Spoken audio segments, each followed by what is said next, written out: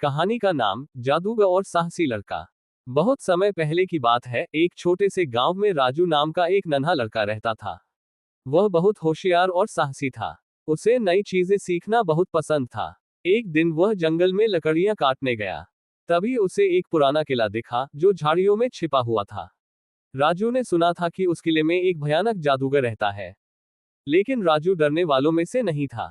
वह धीरे धीरे किले के पास गया। जैसे ही वह अंदर गया, एक गड़गड़ाहट हुई और एक काले लबादे वाला जादूगर निकल आया।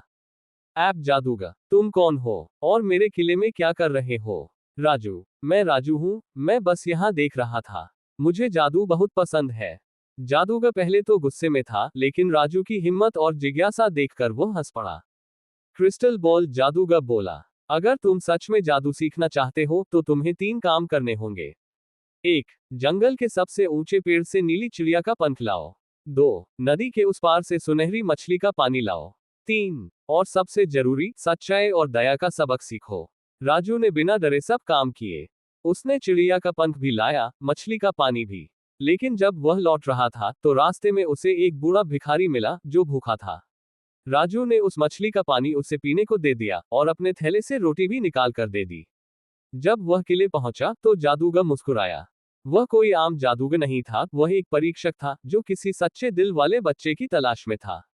अंत में जादूगर बोला, राजू, तुमने ये साबित कर दिया कि सच्चा जादू दया, हिम्मत और सच्चाई में होता है। अब से तुम भी जादू सीख सकते हो। और इस तरह राजू बना सबसे छोटा जादूगर जिसने अपनी अच्छाई से सबका दिल जीत लिया। सीख, सच्चा जादू दूसरों की मदद करने में है। अगर दिल साफ हो तो कोई भी असंभव चीज मुमकिन हो सकती है।